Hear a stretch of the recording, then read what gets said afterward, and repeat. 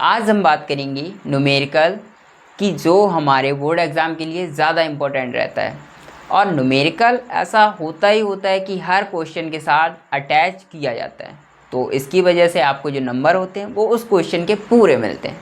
तो न्यूमेरिकल ज़्यादा इम्पोर्टेंट होता है। तो हमारा जो आज का क्वेश्चन है वो ये है कि 16 सेंटीमीटर फोकस दूरी वाले अवतल दर्पण के सामने एक वस्तु 8 सेंटीमीटर की दूरी पर रखी है, प्रतिबिंब की स्थिति की गणना कीजिए। तो देखो भाई, सबसे पहले आपको क्वेश्चन पढ़ना है और पढ़ के स्टेप बाय स्टेप उसको सजेस्ट करना है। अगर आपको ऑलरेडी आता है तो आप ऐसा ना करें, आप डायरेक्ट भी कर सकते हैं, ऐसी कोई ज़रूरत नहीं। तो सबसे पहले हम स्टेप बाय स्टेप देखो चलेंगे कि 16 सेंटीमीटर फोकस दूरी आपको सीधा सीधा देखो दिख रहा है क्या, कि जो हमारी फोकस दूरी है वह कितनी है। तो फोकस दूरी स्मॉल एफ से रिप्रेजेंट करते हैं, जो कि हमें दे रखी है 16 सेंटीमीटर। तो फोकस दूरी हो गई है हमारी, फोकस दूरी जो कि किससे, स्मॉल एफ से। अब इसके बाद वाले अवतल दर्पण के सामने एक वस्तु 8 सेंटीमीटर की दूरी पर रखी हुई है। तो अवतल दर्पण जो है उसके सामने एक वस्तु रखी हुई है, कितने सेंटीमीटर पर, 8 सेंटीमीटर की दूरी पर। तो हमारी जो वस्तु की दूरी हो गई, वस्तु की दूरी, ये सभी हमारी दर्पण से ही होंगी, ये बात ध्यान रखना। तो स्मॉल यू से रिप्रेजेंट करते हैं। तो जो हमारी कितनी होगी या कि 8 सेंटीमीटर होगी। इसके बाद हमसे क्या पूछा जा रहा है, प्रतिबिंब की स्थिति की गणना कीजिए। तो आपको दिख गया कि प्रतिबिंब है, इसकी क्या हमें बतानी है, स्थिति बतानी है।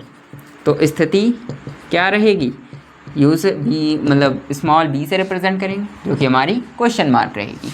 अब हमें क्या करना है, क्योंकि हम जानते हैं, क्योंकि हम तो पढ़ चुके होंगे, मतलब हमने इसके बारे में एक फार्मूला पढ़ा होगा।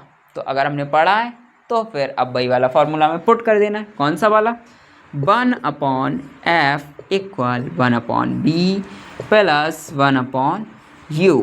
ये हमारा क्या रहेगा, फार्मूला रहेगा, जिसको हम हिंदी में बोलते हैं सूत्र। तो ये हुआ।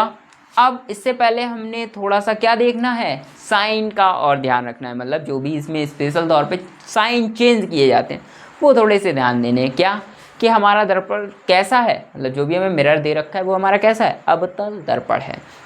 तो अगर भाई अवतल दर्पण है हमारे पास तो साइन हमारे कैसे रहेंगे, फोकस दूरी हमारी होती है माइनस में, वस्तु की दूरी ये माइनस में। अगर आपको साइन के बारे में नहीं पता है तो इससे पहले वाले वीडियो में आपको साइन के बारे में बताया गया है कि किस दर्पण में कौन सा वाला साइन रहता है, तो वो आप चेक कर सकते हैं। तो 16 सेंटीमीटर किस में हो गया, अब हमारा माइनस में हो गया। 8 सेंटीमीटर माइनस में हो गया हमारा।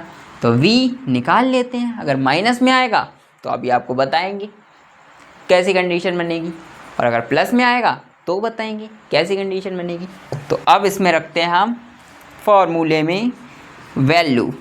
तो ये हमारी हो जाएगी -16 इक्वल, ये हो जाएगी हमारी 1/v, ऐसा ही रहने दो, प्लस ऐसा लगा दो 1/u, कैसा है, माइनस का 8 है।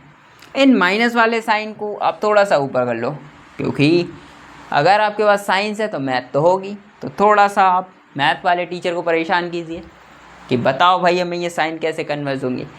तो देखो, हम तो बता रहे हैं आपको कि ये जो साइन है माइनस का, इसको ऊपर शिफ्ट कर दो, तो माइनस का 1/16 हो जाएगा, इक्वल लगाओ, ये 1/b ऐसा ही लिख दो।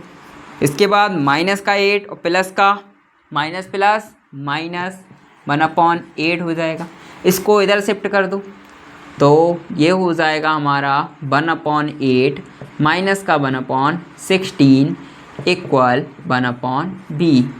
माइनस की चीज़ अगर हम इक्वल के इधर उधर भेजेंगे तो वो प्लस की हो जाएगी। कहने का मीन्स है कि जो भी साइन होगा वो आपका साइन चेंज कर दिया जाएगा, प्लस वाला माइनस के साथ, डिवाइड वाला मल्टीप्लाई के साथ, और आपस में ये चेंजमेंट हो जाते हैं। तो इस टाइप से हम कहाँ तक पहुँचे, इस वाले स्टेप तक आ गए। इसके बाद हम इधर उधर लिख लें तो कोई समस्या तो होगी नहीं, वो इसलिए क्योंकि हम तो मैथ वाले, तो ऑलरेडी हमें ये सब चीज़ें सिखाई गई होंगी। तो ये हमारा क्या हो जाएगा, एलसीएम लेंगे भाई। एलसीएम कितना होगा, 8 और 16 का एलसीएम होता है 16। तो अब 8 है, ऊपर 1 है, तो 8 का 16 में अब डिवाइड देंगे तो 2 हो जाएगा मल्टीप्लाई बाई 1 माइनस का 1। ये फ्रैक्शन आपको सॉल्व करनी आनी चाहिए, अगर नहीं आती है तो आप सीखें, तभी आपको नंबर अच्छे मिलेंगे, अन्यथा तो आप पास ही हो सकते हैं। तो क्या करेंगे, तो ये 2 हो गया, माइनस का 1 लगाओ, ये 16 हो गया, तो 1/v, 2 में से बन गया तो कितना बचा 1/16, और ये 1/v, इसका कर देंगे क्रॉस मल्टीप्लाई, तो v इक्वल क्या हो जाएगा 16, आंसर आएगा हमारा सेंटीमीटर में, और आंसर हमारा कैसा आ रहा है, प्लस का आ रहा है। कैसा आ रहा है आंसर हमारा, धनात्मक आ रहा है, धनात्मक या पॉजिटिव या प्लस, जो भी आपको सूटेबल लगे वो। तो ये आंसर हमारा किस में है, धनात्मक है।